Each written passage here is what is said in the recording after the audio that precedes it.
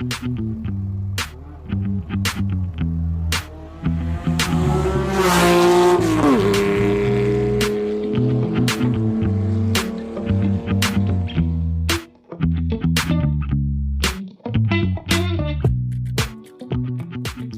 to Redline, the No1 Porsche and Car podcast celebrating the people and the stories behind the world's finest sports cars.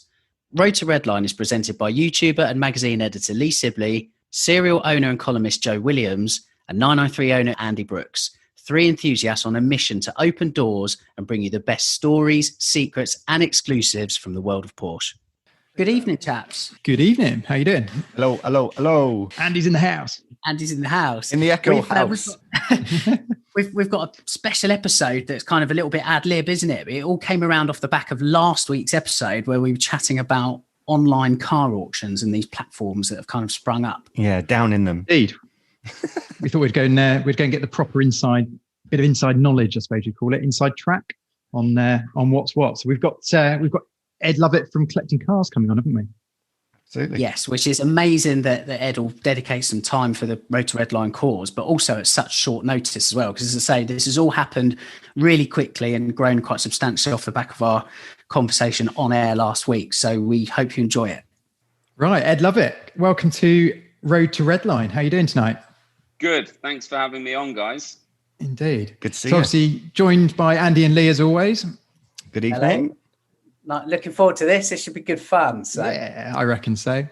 I reckon let's go straight into the deep end. Obviously, the phenomenon that is collecting cars. We actually touched on it ourselves last week. I would love to know from Ed, what is the magic sauce that gets people so excited on auctions? Because it seems to have taken the world by storm. I think most boys' WhatsApp groups I'm in seem to have a collecting cars link flying around them every other day in terms of look at this, look at this, look at this, and the whole world's looking at collecting cars. So yeah, Ed, how would you sum it up for someone who doesn't quite get it yet? Fine. Well, I'm not sure if I know the magic formula. I just know what we've done, and the fact we're here talking about Porsche, and I think just before we hopped on the Zoom here, that we all know that the Porsche's got this sort of global appeal, and when you put something out there that's priced at zero before anyone's bid, because we all also, I'm sure you've also got WhatsApp groups talking about cars that are popping up for sale at dealers, etc. I can't believe they're asking that, but the fact that we start at zero, if you want a 993 GT2 and can't afford it, you can open up the bidding for £100, and it's something quite exciting about that. Well, you're in the game, I suppose, aren't you? Exactly. So, and as we see that sort of increasing over the 7-day period, I can just imagine. I'm not part of those WhatsApp groups, unfortunately. Maybe I should have a special name and join them. But I think that people are really interested to see what the market really values a car at, rather than what a dealer values a car at. It's quite interesting, isn't it? Because when eBay first came out, and there was sort of that when you started buying stuff, it was more like that. In that everything did start at zero, and there was a bit of an adrenaline rush when the bidding was going and everything. And I wonder if people are sort of feeding on that. I've travelled around the world for the last 10 or so years, going to all the classic car auctions, and as a classic car dealer, or just a car dealer that buys and sells cars, the one thing you always come away from after being at one of these auctions is like, oh my God, they can sell 150 cars in 3 hours in an auction tent. It takes me, a year to sell, 50 cars, and it exhausts me. So I've always liked the urgency of an auction, and you're there to get business done. And that's what really made me start collecting cars. I like pace. I don't like slow deals. Yeah. Where I'd be keen to know, Ed, where you think collecting cars sits in the kind of Porsche marketplace, because historically, obviously, I'm not talking about, say, Gooding and Company here. I'm talking about from a UK perspective, more run-of-the-mill auctions. Specialists, because I'm pitching collecting cars versus the independent specialists. If they've not had a car or if they've had a car they've not been able to sell for X amount of time, they'll put it through auction. I don't think that's quite the case with collecting cars. I know RPM have done it a couple of times with their like CSR Evo and stuff. But where do you think you guys sit? Are you just a completely different alternative for the buyer, or is it a case of, well, you are fulfilling that role a little bit? How do you feel that you guys sit there? I think it's a good question, Lee, and there's a few things there. So because of our curated auction, I think you're not going to see 3 996 C4Ss for sale on one night. You're going to see one. So you're kind of deciding whether you want to bid on that car and what you value that car at. And also, if you go onto Auto Trader and you want a 991 GT3, well, there's going to be 70 to choose from. And actually, the fact there's 70 to choose from starts to make your life quite difficult, because you sit there at home one evening and right, I want a silver one, and it has to be under 20,000 miles. So you email all of those dealers that have got those cars, and some of them come back to say, I'm flexible, some of them are not. And it actually takes quite a long time to negotiate your way through that. But with us, there's going to be one silver 993 GT3 RS with 150 plus photos. And it's kind of, right, now's your moment. What's it worth? Go. Over to you. But I think that there's a place for all of us in the market, because there are always some really interesting one-off Porsches that come up at the likes of RPM or JZM, Ashgood, etc. And they premium price them. People like the fact they can turn up, give a part exchange, get finance, etc. But we focus the mind, I think, which is a good thing. Right. Yeah. Okay. You touched on the services bit and the finance, that sort of thing. I mean, does the platform facilitate any of that sort of stuff, or is it done deal and you sort it out with the seller directly? No, we don't facilitate it, and we're not going to facilitate it. I think that there, as I say, there's place for all of us in the market, and if you want to part exchange and do finance, then you're best off going to a specialist or a main dealer to help you with that. We are, and obviously there are ways to arrange your finances before you bid if you want to go and get a personal loan. But no, we're not here to do that. Keeps it simple. Yeah. And we also want to be, just to touch on that very briefly, because we've thought about it a lot, and a lot of people say, well, you should offer insurance or car finance. But we do want to be a global platform. And if the first thing you see is classic sports finance or something like that on our homepage, well, it's not relevant for someone in Europe or America or Australia. It's not a global product. Yeah. It's we I don't know if you know, we touched on it last episode where we were talking about online auctions in the prestige world with Porsche and whatnot, and my kind of takeaway from it was, because exactly as Joe said at the top of the thing, not a day goes by where somebody sends me a link to collecting cars on WhatsApp. Check this car out. Obviously a year ago that didn't happen, and my comment was, I cannot believe some of the prices that some of these cars are going for, that people will buy these cars blind. I wonder, obviously, I know you're sensitive with your data. How many people do in fact buy these cars blind in terms of Porsche, or actually is there a lot of inspections that are going on that maybe we don't know about? I would say 90% of them are bought blind. 90%. 90%, and that is down to photography. So if you read the description and look at 150 photos, if we say there's no marks on the wheels, then you can see the photos. There's no marks on the wheels, and we are definitely not eBay. So if you've got a concern, you can call us, and we're there. There's a team there to help you and service you, and I think that we're constantly wanting to build up trust. We would. If someone bought a 993 off us and we described it one way and we found out there was some history, we would either rewrite the description and alert everyone to that history, or we'll pull the auction, because we're not here to misrepresent anything. So and we don't need every deal. So the curation part of it is important. If we're offered 5 993s and one guy wants a bit too much and he won't really be honest about the description, we just don't want to represent that car. I suppose half your job is finding the right cars to represent your brand as well, isn't it? I suppose there's two sides to that, to make sure they fit. What about the murky side of it when things go wrong? I mean, I'm sure no one likes to talk about it, but I'm guessing, when you sell that many cars, it's going to happen. Do people resolve those issues, or is it a buyer beware type situation?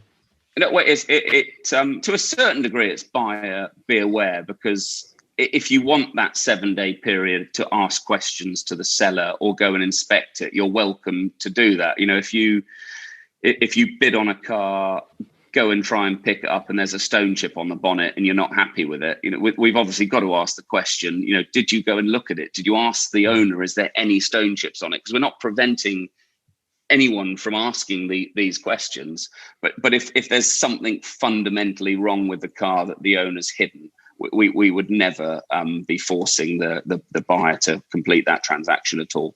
Okay.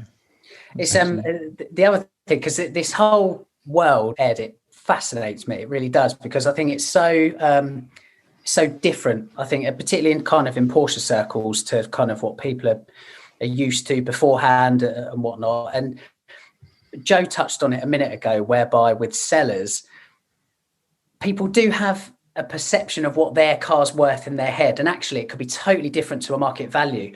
I remember I was at Ashgood's a year ago, 18 months ago, and they were having to have a chat with a guy on the phone who had a 997 turbo. I mean, he was valuing the car, a Gen 1 997 turbo, at £70,000. And Ashgood were having to have the awkward conversation of saying, with the greatest respect, your car is not worth that. We'd love to do a deal for you. If you're flexible and you're able to kind of come down, great. This is where we think it is. I mean, the guy almost took offence at what his car was being valued at. But the reality was Ashgood were bang on for where that car is in the market. With an auction, I mean, you're putting it yourself at the mercy of the crowd and the public and buyers, aren't you? So like, has that been an easy kind of transition or an easy thing to kind of win over sellers, or do they have to be managed, or actually are they people that are just saying, well, look, I need the car gone, I've got X amount in my head as a idea? Yeah, I don't think that, you get very different sellers. You might get someone that, I need the car gone, and they might go to the trade and just take a trade bid. And then you've got people that are very firm on their expectation. That the whole from the first point of contact they have with us, the first part is about agreeing the reserve. So if you've got a 997 turbo buyer who wants 70, we think it's 60. It's talking about whether there's any compromise. And if he's like, no, it's 70 or nothing, we're going to say, I'm sorry, but I just don't think we're there to help you. If we sense that he might be flexible at the end of the auction when he's looking at a bid of 65, then we're happy to engage with that. But our sale through rate's 85%, so it shows you that we've got a site full of relatively realistic people. Yeah, I think it's which is, I mean, I would say that's where half the talent lies, because, and we all kind of think our car's probably worth a little bit more than what it is. And it's kind of, it gets to that crunch point when you're kind of trading it in and you've got a certain price in your head. And whether it's a dealer or an auction, if someone's saying, well, your car's not quite worth that.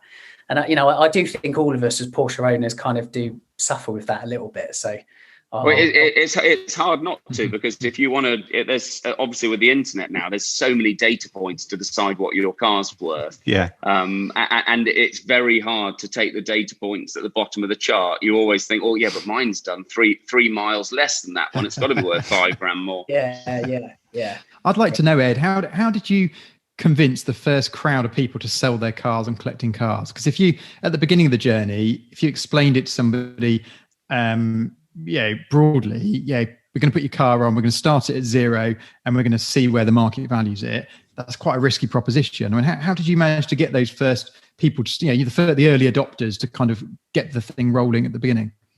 Well, as you all know, Chris Harris is a friend of mine. So when I came up with the idea of collecting cars, I was very quick to call him to say, look, I want to do a podcast to promote the platform. Is that something you'd be happy to do? And he was like, sure, let's do it. So we did it.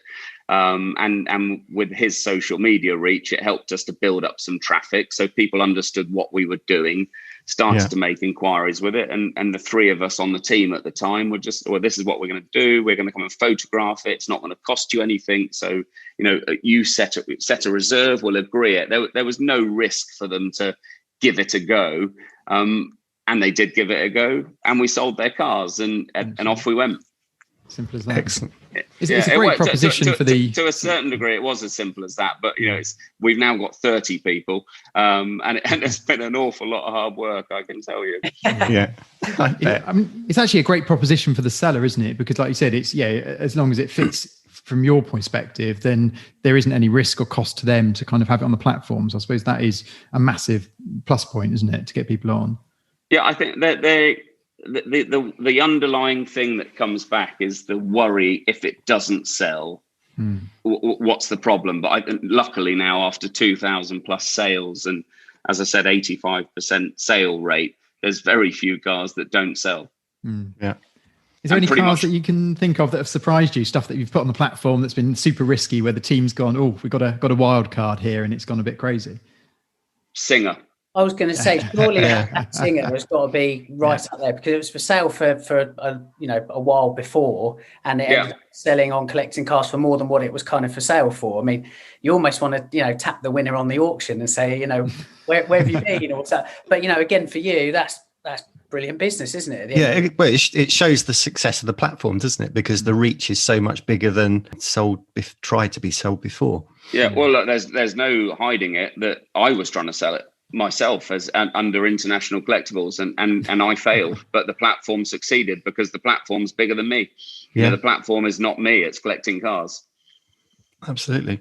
Yeah. Has there been any trends that you've thought, I didn't expect that? In the has there been?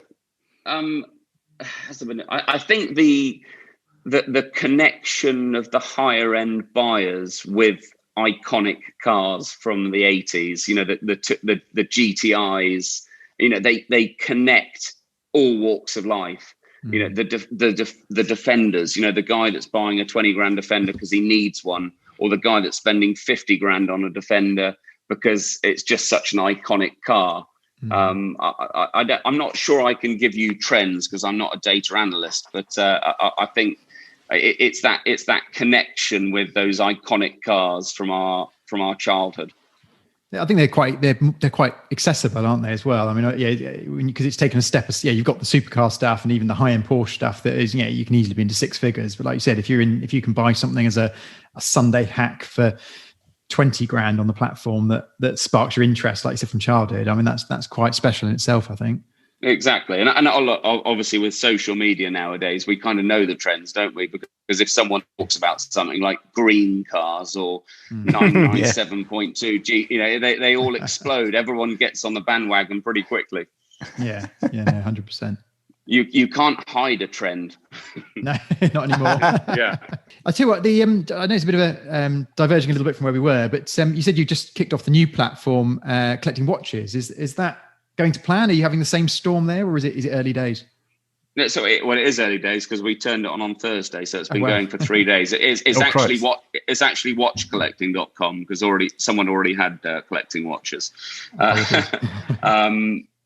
But no, look, we're following the same path as we did with Collecting Cars. So small team, modest approach, turn it on, and let's get going. And that's what we're doing. So we're going to learn day by day.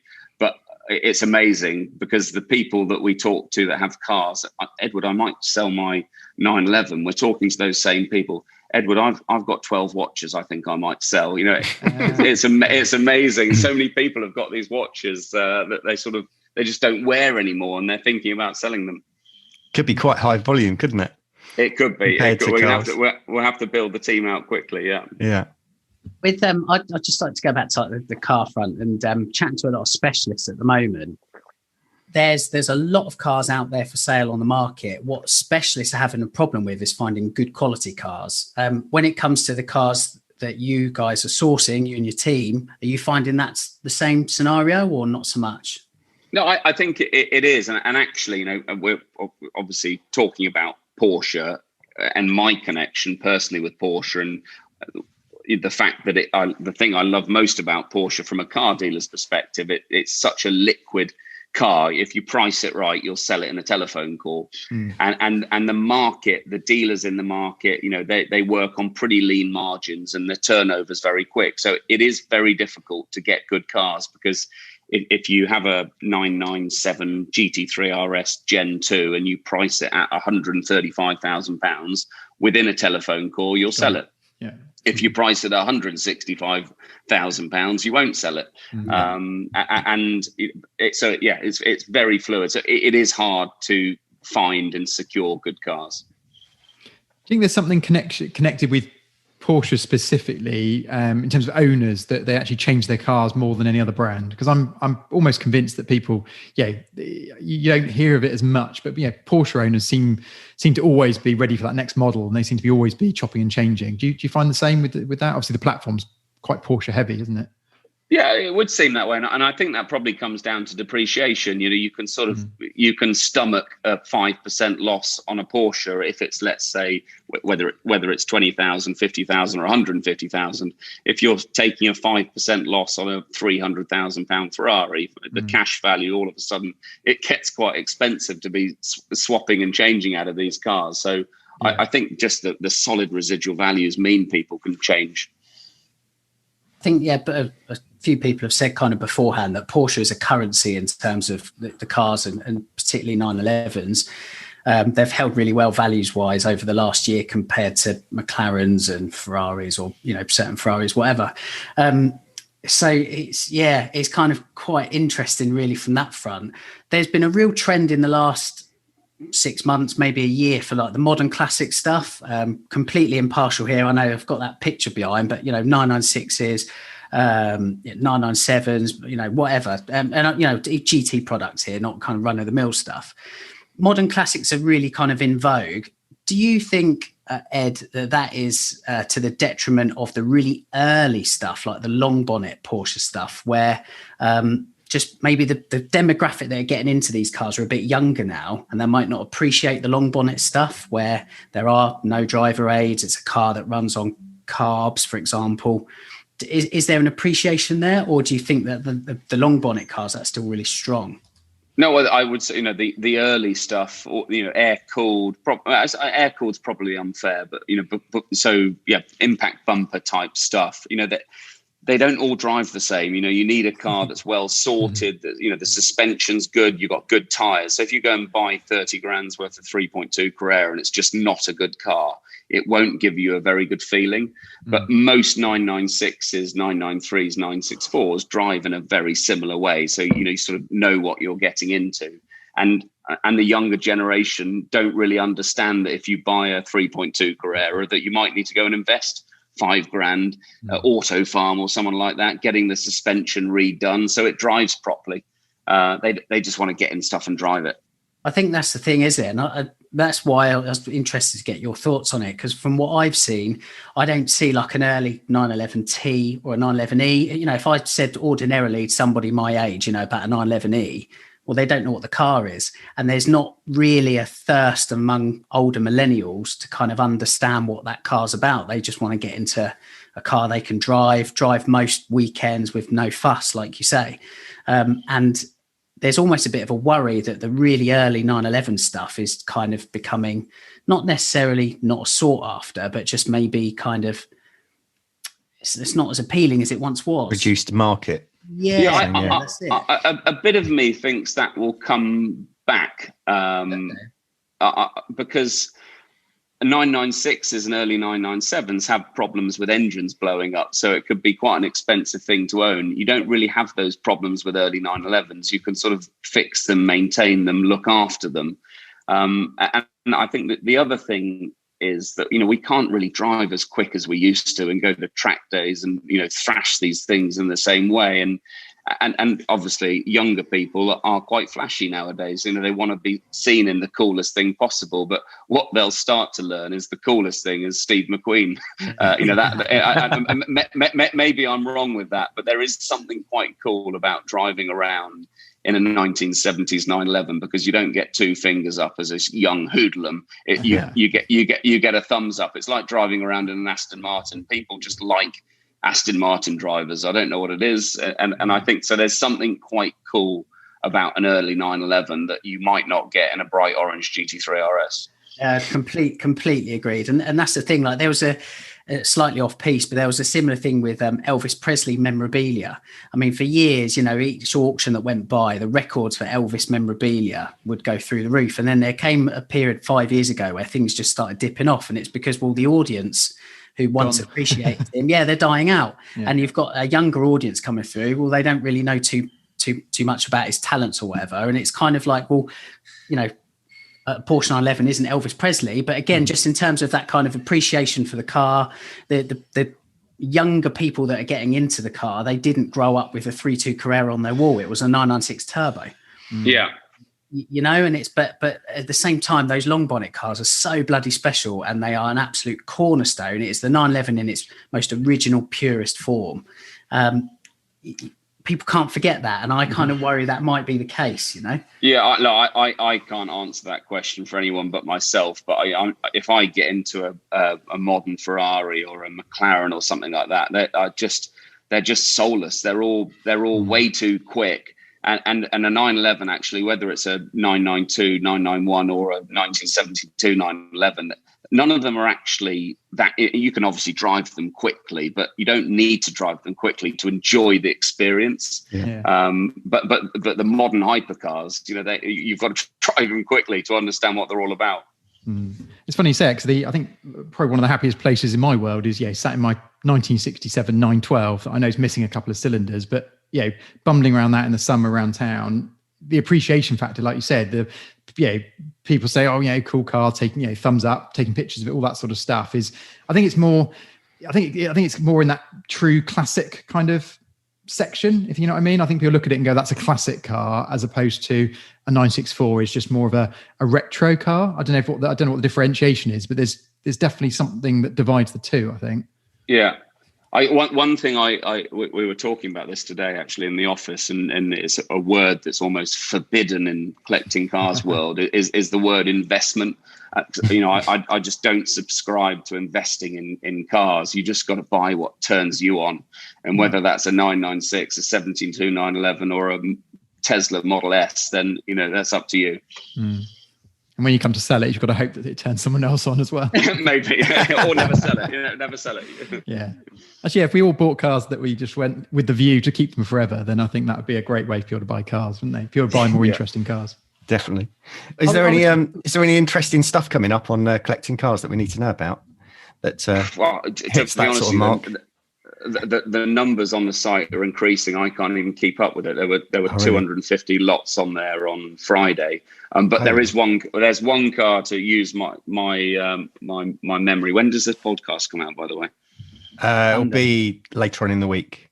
Well, there's 3 cars then, because I can talk about 2 of them. Yeah. We've got an 88 Club Sport, which is obviously white with red script. Nice. Yeah. And to go with it, we've got a 997 GT3 RS 0.2 in white with red script. So there's that pair's coming out. We've been very quiet about it because we know, going back to what you were saying earlier on, that if they were known to be listed with us, people would be trying to get hold of the owner to buy them off him directly before it goes live on our auction platform. But the benefit of the auction is that they can all fight it out together. Yeah. And then the other car is a car that's coming from Germany, which is a Japanese market 23,000 mile 3.2 Carrera in oak green. With tan leather, and it's stunning. Everybody wants a bit of green at the moment, don't they? Exactly. Yeah. So this one will probably go into our coming soon section tonight. So it'll be there on Sunday. So that, for me, that's a super cool car. Excellent. That's cool. I especially like the GT3 RS versus kind of club sport thing because, Andy, I know that's one of your favourite 911s. Oh, absolutely. Mine too. Super rare, isn't it? So 53 in right-hand drive, I believe, 340 worldwide. Yeah. A special car, but again, that kind of club sport name, not a lot of people really kind of understand it, know about it. Yeah. So it's a proper connoisseur's car, that. So if you're driving it down the street, nobody would look at it, would they? It's nice 911, but don't know that it's actually very special. Those so just very quickly with those 80, obviously the G50 gearbox cars, that for me, when we're talking about pre-impact bumper, everything before there, it's the younger people don't quite get because they don't drive like they expect a car to drive, but it was the G50 gearbox, so a 930 turbo from 89 or the 88 Club Sport started to drive a bit like a modern sports car. Not as so much recalcitrance in the gearbox, but and again, but I think that's kind of the beauty of the early cars is you need a bit of mechanical empathy and you need a bit of patience and stuff. But I don't know, maybe people they don't quite possess so much of that these days. I don't know. So I think it's just a bit more of an experience, isn't it? You've got to almost learn to drive each one of those cars, as opposed to modern stuff. You just jump in and like you said, they all do the same regardless of the badge. I still think with regards to the 911 turbo, I still think the best one's the first one. 3 litre, 4-speed, as agricultural as it comes, but mastering that car in terms of your throttle response and your gear selection, obviously, to keep that car on boost. I mean, that is kind of right up there. And even in the 930 realms, by the time it got to 89 and the 930 was 5-speed, intercooler, etc., it's so much more of a polished car, even though it's called a 930. It's horses for course. Obviously, all the manufacturers now have had to go to turbo, and all of the journalists, when they drive them, compliment the manufacturers on the fact there's no turbo lag. But when anyone goes back and drives the original turbos and the F40 and things like that, they all talk about the turbo lag being the best part of the car. It's funny. It's where the fun is. It's definitely where the fun is. Yeah, like you say, it's a generational thing, isn't it? How that switch around its foible has become its kind of bloody journalists, that is, isn't it? Well, I know. Yeah. Who would trust them? I'm curious, Ed. We talked about lots of interesting stuff. Have you got any sort of guilty pleasures when it comes to cars? Whether it's an 80s hot hatch, or is it Porsche through and through for you? I don't have any guilty pleasures necessarily, and I've had a massive clear out. So I've got a Mercedes G-Wagon for my 3 children, 2 dogs and wife, and a BMW i3. And I've just added to it, which I haven't seen, and I'm going to see it tomorrow for the first time, a fully restored 1965 911. Lovely. So that's where I'm. That's certainly not a guilty pleasure, but it does show you that I'm still connected with an early 911. Yeah. And I think for me, my father always had 356s, but I need 6 cylinders in my life when it comes to a Porsche. Although saying that, the world moves on, and I'm sure you've heard of Will Hoyt in California, and Rod Emery. They do these amazing 4-cylinder engines, which is a chopped 6-cylinder 911 block. I haven't driven one, but I really want to drive one. I reckon that'd be interesting to see what they're like. I think it's going to be quite special, isn't it? I think it's they're going to start appearing a bit more. What colour's the 911, the early car? So it's funny. We've got another one coming to Collecting Cars, and with quite a low or sensible reserve, but it's an American car in yellow.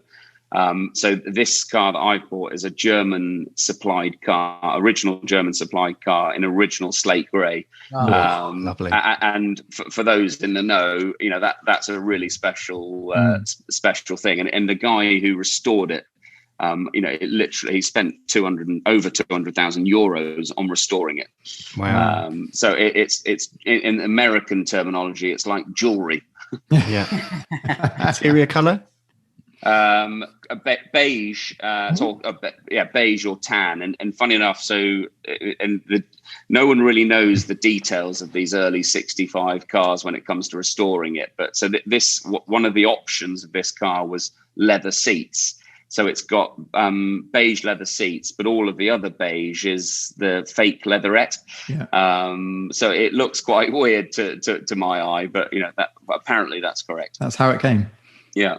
Interesting. That's special. You said obviously you suffer with not collecting cars, ironically. I know you said obviously, you were quite fortunate a little while ago to obviously commission a Singer, which there's only there's not many people that get to do that. How come that car got away? I thought that'd be a keeper. Is that not the case? Yeah. No, well, that's a fair point, but it's an awful lot of money. I'm not a wealthy guy, and I worked very hard to be able to afford that car. And not going into the numbers, but when I place the deposit on it. I couldn't afford it. I could afford the deposit, but I believed in myself enough to be over the 3-year waiting period that I'd be able to come up with enough money to buy it, which is what I did. I did 15,000 miles in it. I drove the hell out of it. And when I moved back to London to start collecting cars, and I still had it when I started collecting cars 2 and a bit years ago, I've got 3 young children. It was under my house, and I just don't have the time to go out and do road trips and have a week touring around the Alps because, you know, I've got a young family. So it felt like it was time to go. I suppose that leads us on to the obvious question. You know, would you do it all again? Yeah, if a slot came up tomorrow, would you go through the same process? Yeah, I would, absolutely. Yeah. I think we were talking about this before we went live, but you know, a lot of people have had to wait a long time for their Singer to arrive, which has been very frustrating. But the best thing about it is when you take delivery of it, it is everything you wished it would be. Yeah, so I would definitely do it again. And there's a few other things I'm looking at. Something with Richard Tuthill that, you know, to try and find a way of replicating that experience with someone else. Very nice. Well, the thing I'm always curious about, you know, when someone gives you a blank piece of paper and says you can have anything you want, I mean, how on earth do you actually get that list down to the finals and actually press the button on it? I know it's a bit like speccing a new car, but the options are less. When someone says you can have anything, I mean, did you put it together in a week, a month, a year? Was it a long thought? What the actual spec? Yeah, when you spec'd that and someone said you can have anything you want, yeah, was that an easy process? I always wondered, I can't imagine whether that's the most difficult thing in the world or the easiest thing in the world. It depends on the type of person. For me, it was very easy because my family business is obviously Dick Lovett, and I went to the factory twice with my father to pick up a 993 GT2 brand new and a 996 GT2 brand new, and they were both in midnight blue. So I wanted midnight blue. To start with, I chose a particular type of leather combination, and then I decided to go a bit more extreme and went with oxblood with this crazy sort of check. But no, for me, it was pretty easy. Yeah, I remember. I think I saw it at Luft GB. Yeah, it was there, wasn't it? Yeah, when it was pissing down with rain. Yes, absolutely. Yeah. Yeah, it was. It just looked fantastic, and if I remember right, it was hidden away as well, wasn't it? Yeah, they tucked me around the back somewhere, but it was. If you did 15,000 miles, is that one of the highest miler ones out there? I mean, that must be. It was at the time, and you know, one thing I promised Rob Dickinson when I ordered it, I said I'm going to use this pretty much every day, and it was like the most photographed Singer because most of them were hidden away in American collections and in the East and never used, but you know, I definitely use mine, and I think it's done 22,000 miles now, so it's still being used. Excellent. Is it still in the UK? It is at the moment, and it's on its way to Germany. Wow. Yeah, and it's been in Holland for a bit as well, so it's travelled about. It got out just before Brexit happened, then, did it? Something like that. Yeah. That's good stuff. Ed, I'd like to ask you, so you're obviously your family business with main dealer stuff and with what you do with collecting cars, you're clearly a petrol head as well. So I wonder, like, are you quite conflicted in terms of where the automotive industry is going with electrification, digitization, etc.? For the next 10 years of the automotive industry and beyond, are you excited by it or are you not? Are you looking back? To be honest, you know, the reason I'm where I am is because, you know, I just don't fit in the world of the manufacturer business, and no, I don't really get it. I don't know where it's going, and I'm not sure it really bothers me. I know my kids are going to be leasing Teslas or electric cars when they start driving, but it's not something I really think about, and I just don't have any interest in ordering new cars. They just don't appeal to me. And they don't appeal to me for two reasons. I don't really want to go into a dealer showroom and flirt with a car salesman to get what I want. We can talk about that for a while. That's something I definitely don't want to do. I just don't find modern cars that exciting.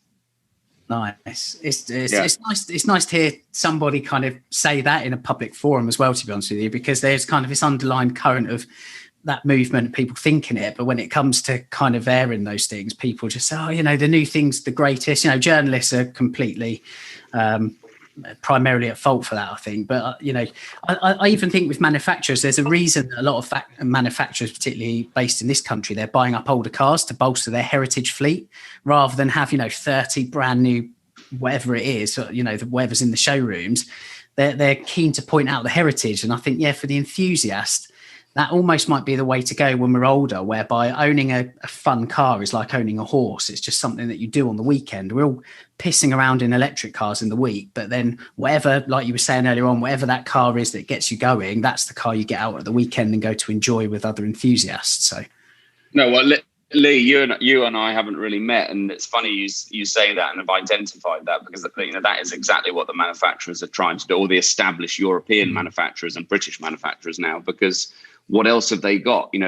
Tesla have got the run on all of them. So from electrification and from a transactional point of view, just buy Tesla, but they're also just not, do we really care how our iPhone is made? It's sort of a throwaway thing. You order it until the battery life's no good anymore, and then you get the next one. And cars are going to be the same thing, and it's going to become difficult to justify, a fully electric Rolls Royce for 400,000 pounds when the battery runs out and it doesn't work anymore. You just buy the next Rolls Royce, and it's changing. It's changing quickly, so that they have to try and leverage their heritage. Yeah, such a good point, isn't it? They've literally, they're going to lose their story going forwards. Like you said, it's, no one actually ever talks about how an electric car actually works or what's inside it or how it was made. That's just, it's not even on the radar. Tesla have never talked about how they make them particularly. It's really interesting point. That I think that's are they? I guess the question is, and I don't have the answer. Are they flogging a dead horse? And what I do find very interesting in this modern world of podcasts and Clubhouse and Instagram, etc., is how old school manufacturers are trying to engage with a new audience, and obviously Porsche, coming back to Porsche again,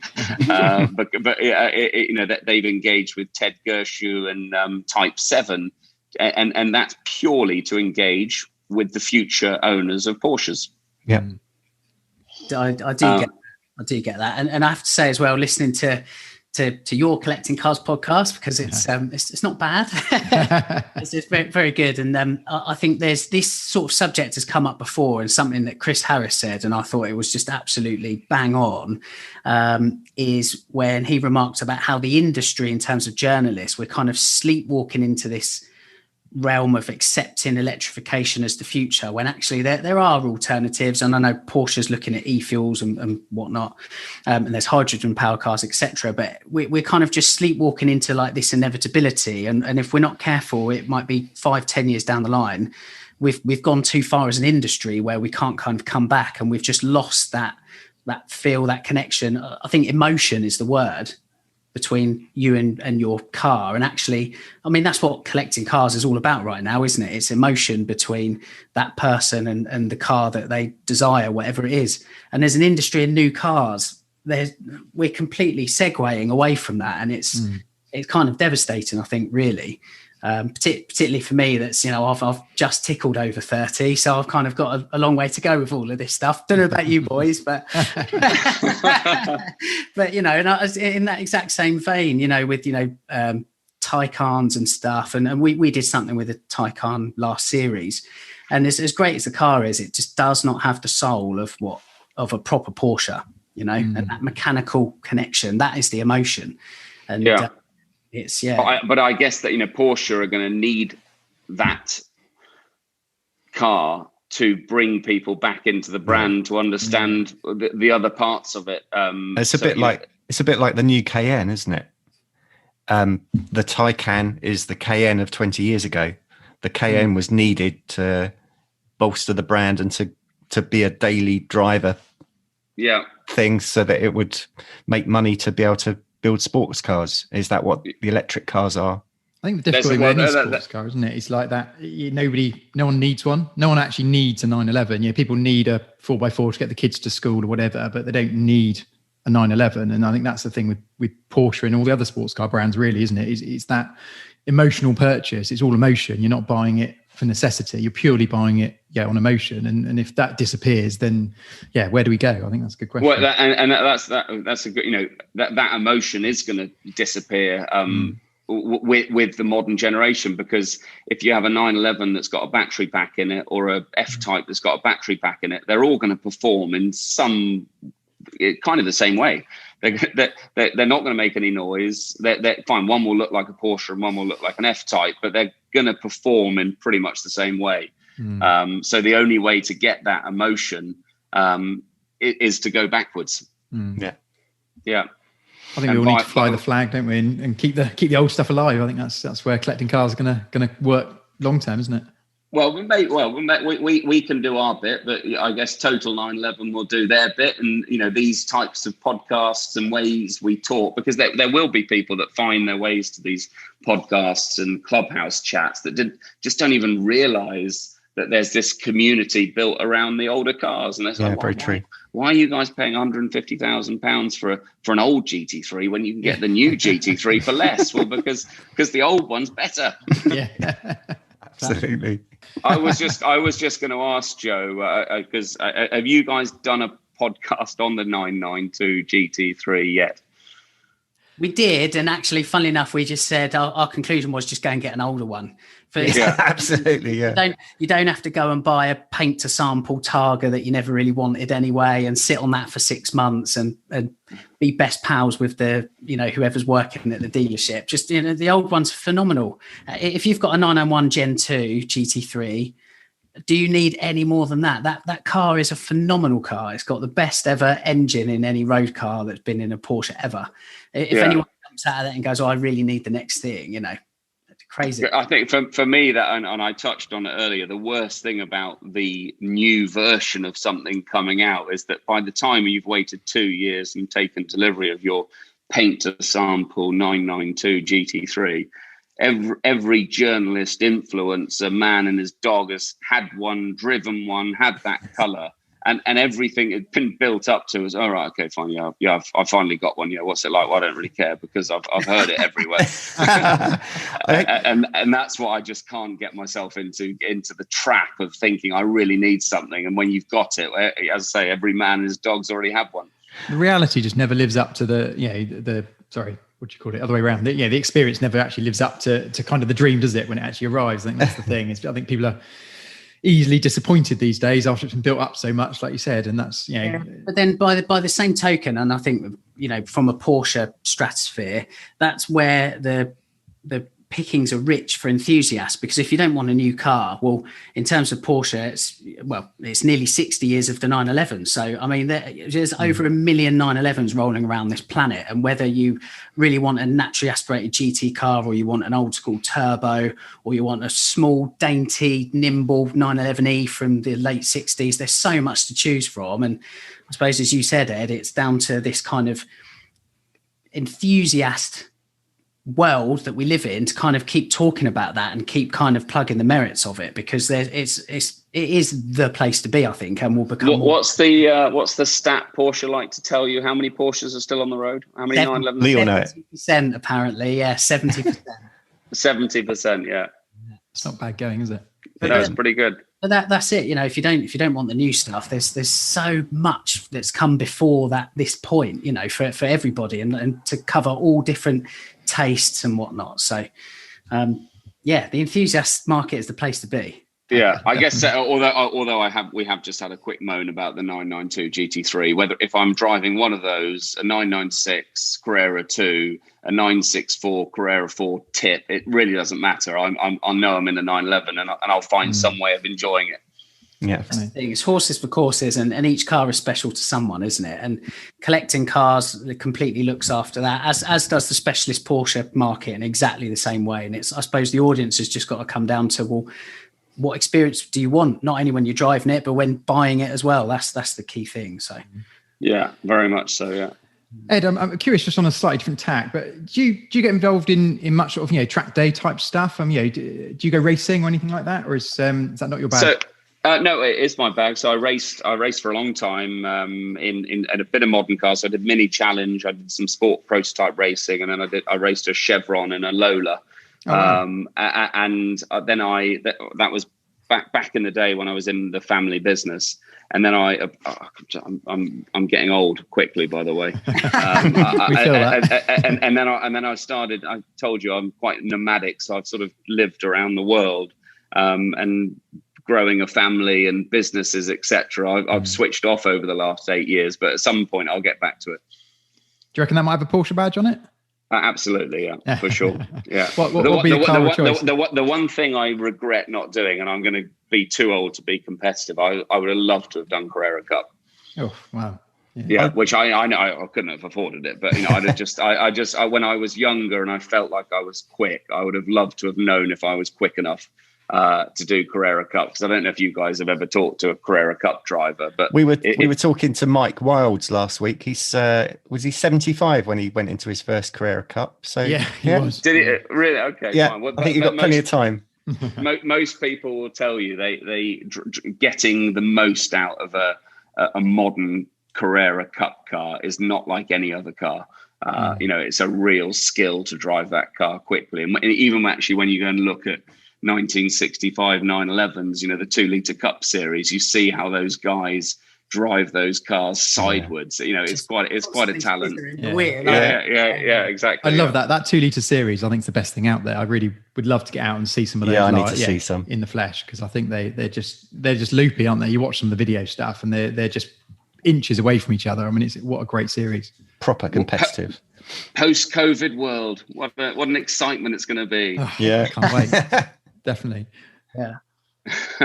What about other cars for you then, Ed? What do you sort of keep your eye open for? What at the moment? Is it obviously? I know you said you obviously got something being restored at the moment, but if you were looking for more of a daily weekend hack, what would you go for? Do you think? I've got quite an eclectic mix. I was actually on Bring a Trailer a week ago, looking at a beautiful green hot rod that was in the Bay Area in Northern California, and I text my father to say, do you fancy going halves on a hot rod? Because I think if a hot rod turned up in the UK, you'd think, oh my God, why have I put $30,000 into one of those? He agreed to go halves with me, but I went to bed and I was outbid, so we didn't buy that. You.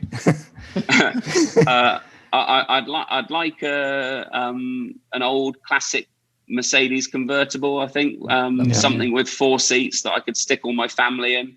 Yeah. And then the other car, which I'm not sure if you guys have seen any of the YouTube recordings I've done with Alphaholics and people like that, and I'm not sure we put this one out yet, but I did one with a guy called Bob Peterson. It's Peterson Engineering down in Devon.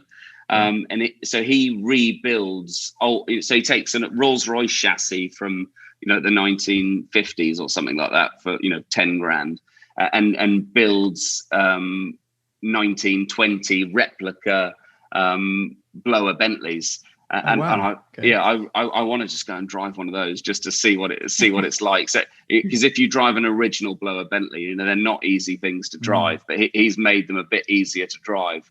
And Joe, you said that it's down to us to get the new generation or the younger generation to engage in older cars. I think we have some responsibility with that, and I think to go and drive some pre-war cars and learn how to love and understand that experience is the only way they're going to survive, or they'll be in the scrapyard.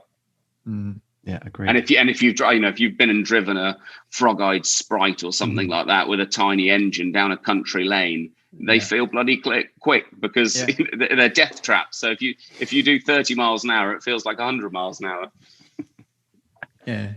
Ironically, so much better suited to our current sort of roads and restrictions, aren't they? That's the thing. You can have a lot more fun in that than you can your new Turbo S, whatever. So I think that's where we need to fly the flag, isn't it? You can go and drive and have fun and not get nicked at the same time.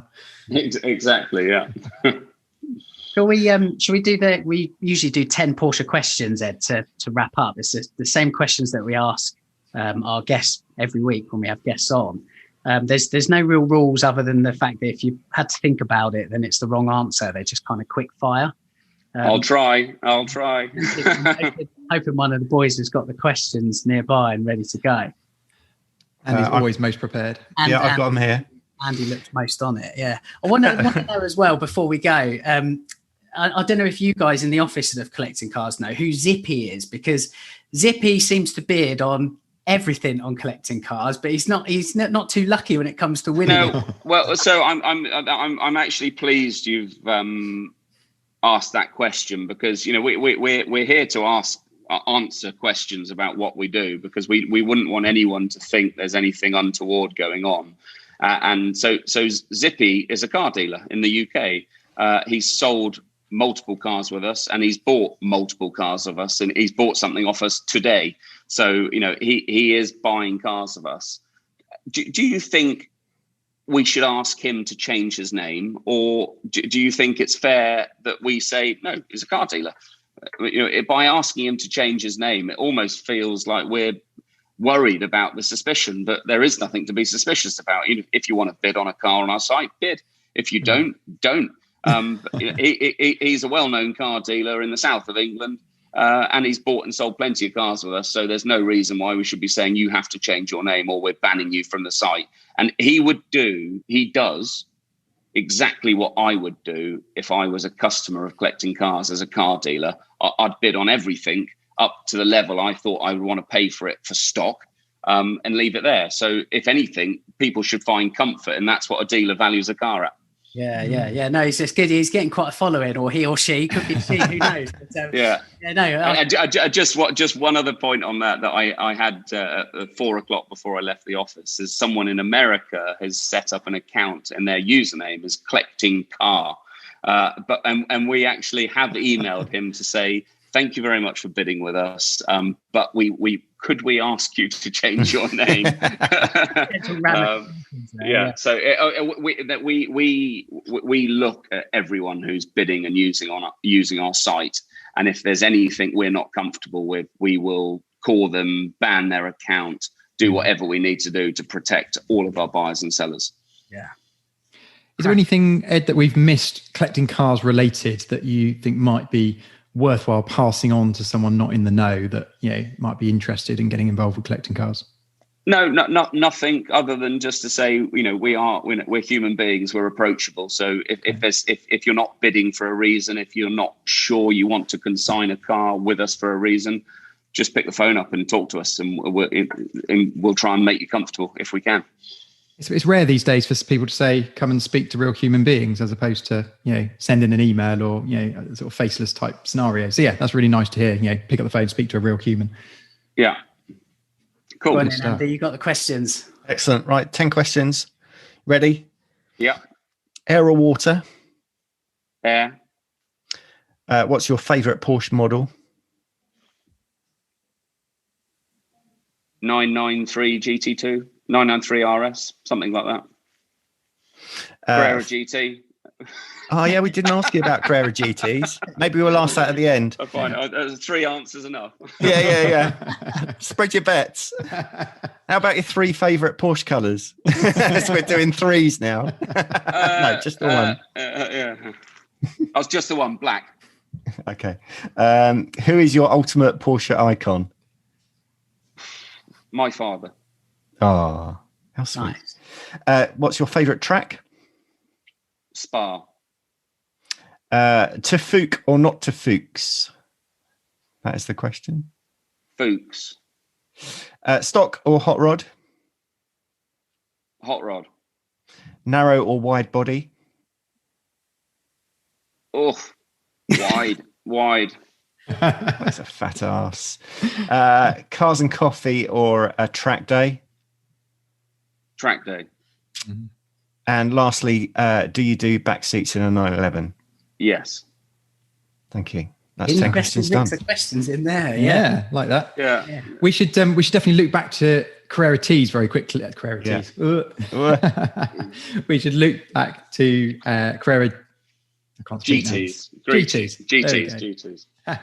So obviously, I think you're quite well known for being the man in the know about where lots of them are moving around the place. I'm always curious to know whether, is now a good time? Is it not? Where, what's your view on the market at the moment? Because obviously they're a bit of a currency in themselves, I think.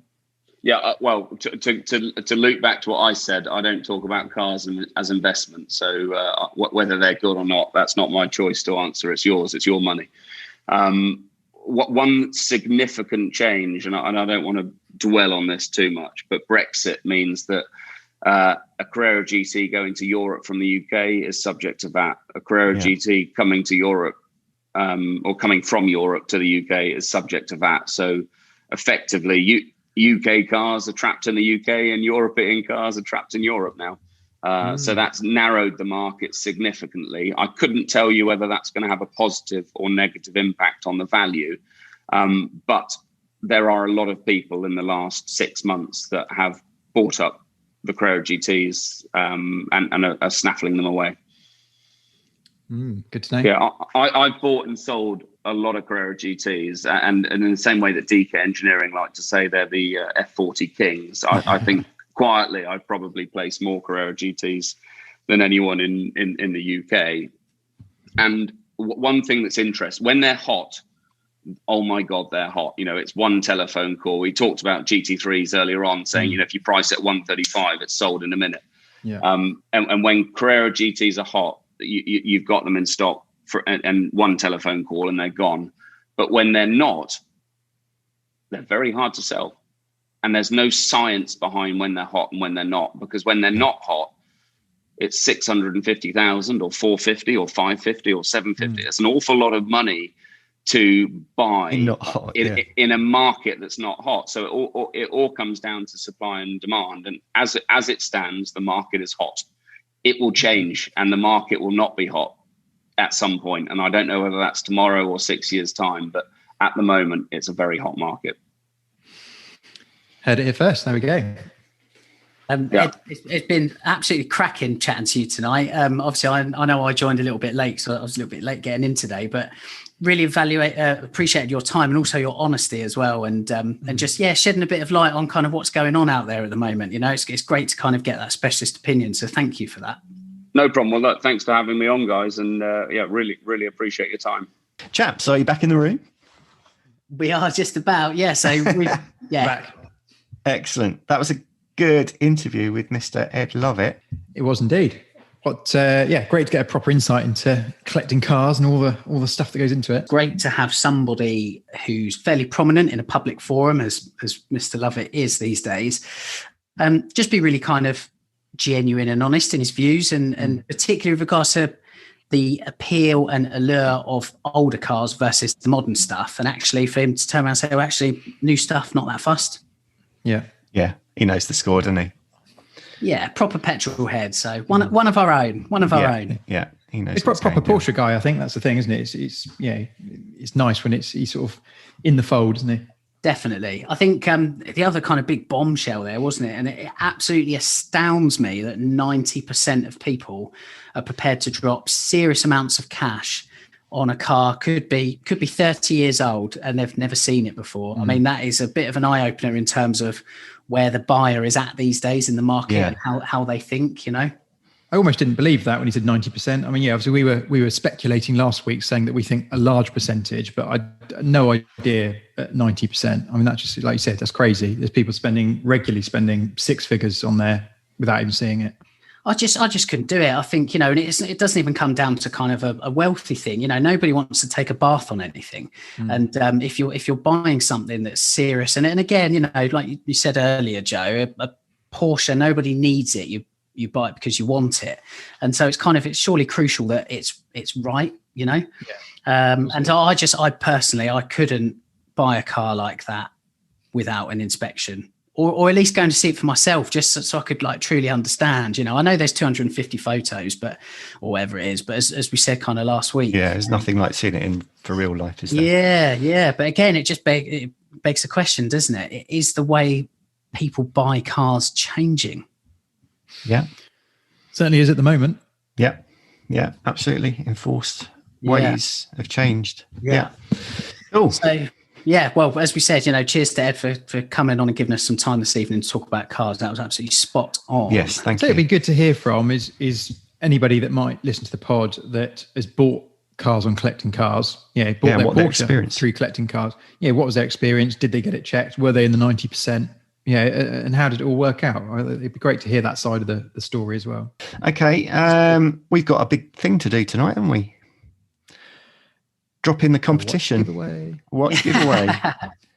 Yes. Yeah. Can I give you first a quick Patreon update? Because we've got a few newbies that have obviously joined over the last couple of weeks. Join the gang. Yeah, absolutely. Yeah. Always nice to hear the Road to Redline family increasing. So indeed.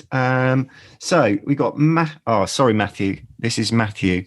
And he's got one of those names that I'm not going to be able to pronounce. Oh, go on. This is always this is my favourite part of the entire. Yeah, podcast. I know it is. You just like to put me through this, don't you? I think it could be just ruling that it's spelt weirdly in my eyes. Let's call him Matthew Ruling, who is in USA in Louisiana. He has a 997 C2S. And he sponsored us a beer. Thank you, Matthew. John Pearson, I don't know who you are, where you are, but you've kindly sponsored us a coffee each month. Giles Hanna in the UK. He's got a particularly nice looking 964 that I've seen on his Instagram, and he's sacrificed a beer.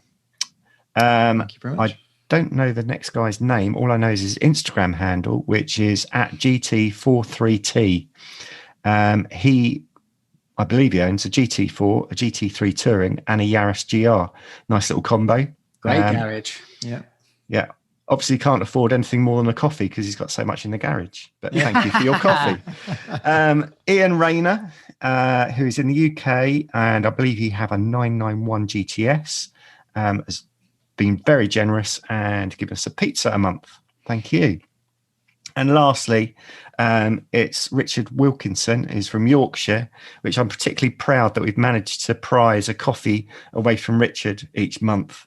It's taken a lot of doing, a lot of convincing to get Richard there. Sorry you didn't win the watch, mate, but I've just let that out of the bag that you didn't win it.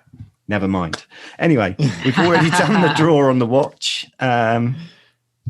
So shall we say who did win the watch? Yeah, yes. Big announcement. The big announcement. It was Nathan Cuff, who I believe is in the UK. He's not a patron, so we do give away stuff to non-patrons. Yeah, begrudgingly. Damn. Congratulations, Nathan. That's spot well on. Done. Yeah, I hope you enjoy. I'll tell you what would be really good as well. It would be if Nathan, if you wouldn't mind, send us a picture of you wearing the watch. That'd be quite cool, and we'll put it on social media if you don't mind. Yeah, and no selling it. Because they are going overs, aren't they? There is an embargo on selling it. I think that should be one of the rules. Surely you've got to keep it for a certain period of time before you're allowed to flip it. Yeah, we'll come round if you do. Right, I think that covers everything. Anything else? No, I think we're all good. Let's wrap it up until this time next week.